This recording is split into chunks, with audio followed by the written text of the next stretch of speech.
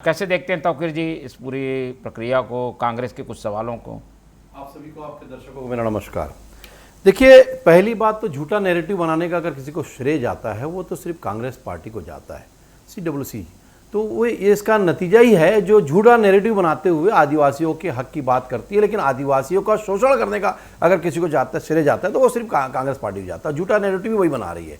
अरे भाई, जब बता दिया गया कि इसमें जो है किसी भी हालात में आदिवासी वर्ग को छोड़कर सभी वर्गों के लिए किया गया है और उसी के परिप्रेक्ष्य में अभी समिति बनी है। अभी तो कानून बना नहीं है, अभी कानून लागू होना अलग चीज है। अभी समिति बनी है, अभी समिति बनने के बाद प्रश्न कर रही है। आज प्रश्न उसमें बुद्धिजीवियों का लिया गया, उनसे सलाह ली गई।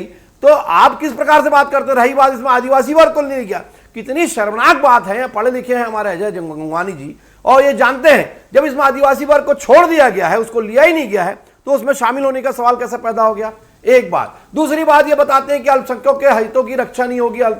अरे भाई साहब, आप अनुच्छेद 45 की तो बात करते हैं, धार्मिक स्वतंत्रता की, लेकिन अनुच्छेद 44 भी वही बाबा साहब अंबेडकर बनाए हैं।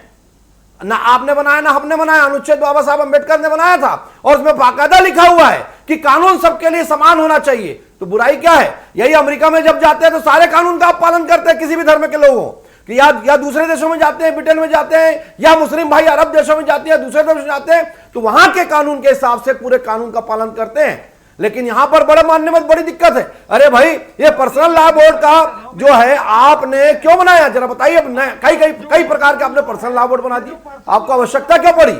सिर्फ इसलिए पड़ी क्योंकि आपने तुष्टीकरण की राजनीति करी, क्योंकि इससे आपको फायदा था, दूसरों को, जनता को फायदा नहीं था, देश को फायदा नहीं था।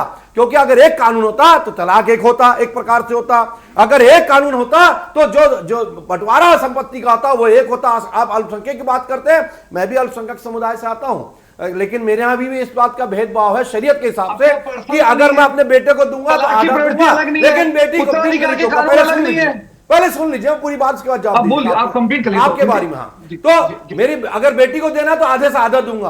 तो अरे भाई, जब ये कानून ये कह रहा है कि सबको बराबरी का हक होना चाहिए, तो बेटा और बेटी दोनों बराबर है, तो क्या बुराई है? और सबसे बड़ी बात, महिलाओं की बात कर रहे हैं। अरे आप ये बताइए मेरे को कि महिलाओं के लिए तो सबसे बड़ा सोचा जा रहा है इसमें कि भाई महिलाओं को जो तलाक होता है, उसका भरण पोषण होता है, वो बराबर हक मिलना चाहिए सबको, सबके धर्म, जो धर्मों के हिसाब से आपने ये पर्सनल लॉ बना के आप लोग ने ना जिस प्रकार से बंटवारा किया है, ये आपने किया है। रही बात आदिवासियों भाइयों की, आप आदिवासी हितों की बात करते हैं, आपको शर्म आना चाहिए आपके कांग्रेस पार्टी को, पूरे लोगों को। आप आदिवासी एक तरफ हितों की बात करते हैं और आदिवासियों का हनन करते हैं धर्मांतरण करके, और उसको आदिवासी रहने नहीं दिया जा रहा है भाई साहब, उसको धर्मांतरित करके उस धर्म से अलग कर दिया अपने वोट बैंक की राजनीति के लिए।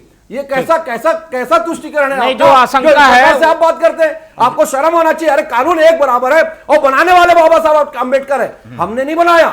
ये UCC लागू करने का अगर बोला था तो बाबा साहब अंबेडकर ने बोला था, आपने दबाया, आपकी सरकारों ने दबाया, लागू क्यों नहीं किया भाई? तो ये भेदभाव मत करिए साहब, ये सब जानते हैं। सबको लेकर चलते हुए कानून बनाया जा रहा है, किसी को डरने की जरूरत है क्या? झूठा नैरेटिव बनाने की कोशिश हो रही है। ठीक है, चलिए, किसी को